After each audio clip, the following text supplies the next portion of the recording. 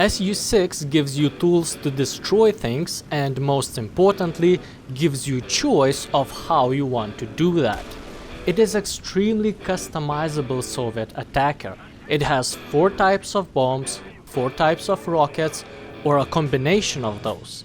In addition to them, it also can choose between 23 or 37mm cannons, which can offer penetration that is unavailable for majority of planes. First, I will talk about flight characteristics, because in order to get some kills, you will have to take off. Sorry to disappoint you, but this is how planes work. Su-6 is quite big, heavy and slow plane, but surprisingly maneuverable, mostly at speeds of around 400 km per hour. It can even outturn some lighter single-engine fighters, and in comparison with twin-engine planes, it has significant advantage, especially when not carrying any bombs or rockets. Despite the ability to make really sharp turns, that will consume all aircraft's energy, which will make your already slow machine even slower, and that's an easy target for passing planes. When you don't have energy, attacking enemy fighters head-on might be an option too, as you have serious advantage here. Frontal part of Su-6 is fully covered in armor, and that includes all most important things: fuel tank, pilot and engine. Armor mostly ranges from 4 to 6 mm.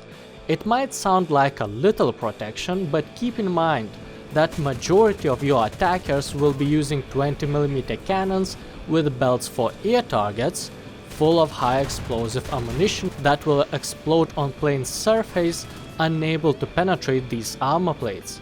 And low caliber machine guns might simply ricochet because of angles. But what if you both lost all energy and head-on is impossible since opponent is already behind you? Then comrade operating tailgun will get your back, literally, as machine gun turns only 12 degrees to each side, so opponent must fly right behind your back. Additionally, 150 cal machine gun doesn't provide a lot of firepower. It might be effective if someone is flying close and predictably, but in most situations, someone who gets behind you will shoot you down. Though every little helps, and with a little bit of luck, or in case of Su-6, with a lot of luck, thanks to tail gunner you can become victorious in what otherwise would be a hopeless situation.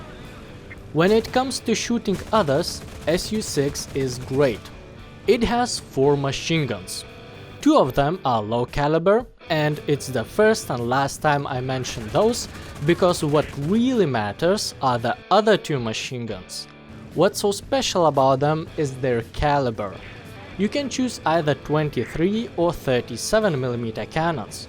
Those are unusual calibers for planes, and because of that, they offer unusual possibilities. Stock plane will have 37mm cannons. With these, you will face a little difficulty, sending shells into opponent's vehicle. First of all, these guns have slower rate of fire. Secondly, after each shot your aim will move down because of big recoil. And lastly, you will have only 90 projectiles in total. Though, these cannons can offer some advantages too. For example, one shell of such caliber will most likely destroy opponent's plane. Or the penetration you can achieve when using armor-piercing belt. Projectiles can pierce up to 60 mm, which is more than enough for majority tanks' roofs. Though with ground targets you will also face issues. Even with guaranteed penetration, you probably won't send enough bullets to kill all crew members in opponent's tank in one pass. Mostly because there is quite short amount of time you will spend above your opponents, as the heavy fighter will have to pull out sooner than if you were using similar cannons on Yak-9T like in the video in annotations. And gun's placement on wings will make your fire most effective only at gun's targeting distance you can set before respawn. So I personally found it more convenient to use 23mm cannons instead, because the more bullets you shoot, the less your skill matters. You will have more than twice amount of ammunition, less recoil and higher rate of fire. That will make it easier to hit planes, and despite they might need more hits, they still make the job done. Using armor-piercing belts against tanks also felt better with these cannons. Yes, you won't have that much penetration. Bullets can pierce up to 37mm of armor, but instead you don't depend on accuracy that much, while still majority of tanks have thinner roofs. And cloud of smaller bullets will usually knock out more crew members than few bigger ones. In almost every clip I am successfully using armor-piercing belts against planes too. It is sufficient enough when fighting planes, but most importantly allows to stay effective at dealing with ground targets when your secondary load is depleted. When it comes to secondary load, you have a lot of choices. Let's review them quickly. 25 just like 50 kilograms bombs are least effective. They must be dropped right on opponent's tank, which is difficult to do.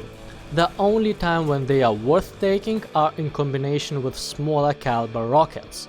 This way you will have a lot of weak weapons that are not likely to do much on their own, but you will not run out of secondary ammunition quickly. 100 kilogram bombs are a more reliable option. They can be dropped up to 5 times. That's a good compromise between weapons reliability and quantity. Though you will need to get relatively close to your targets, and pretty much every tank at this battle rating has high caliber machine guns. The most reliable are two 250 kilograms bombs, but both of them are released together at the same time, so once you drop them, you have only machine guns left. So my usual choice was 132mm caliber rockets.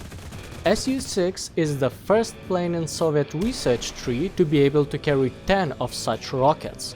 They are pretty much the same as small 82mm ones, just better in every way.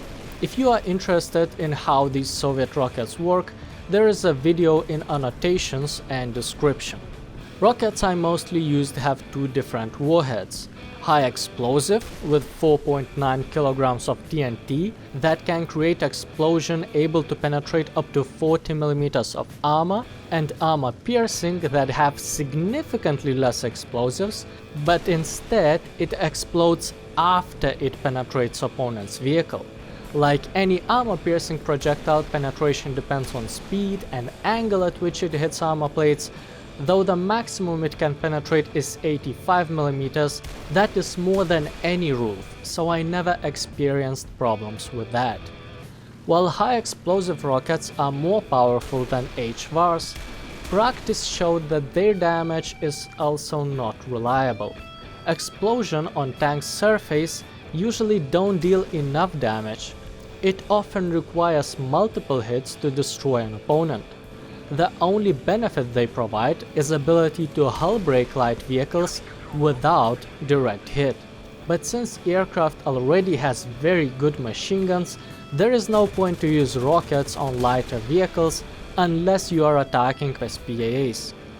APHE rockets are much more reliable when it comes to post-penetration damage.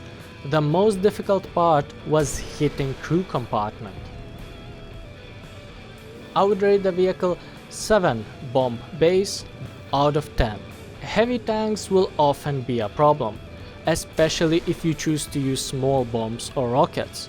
Just like any plane, Su-6 is mostly effective against soft targets, but thanks to penetrations that can be reached with 23 or especially 37mm caliber machine guns, it is possible to damage pretty much every tank with primary weapons.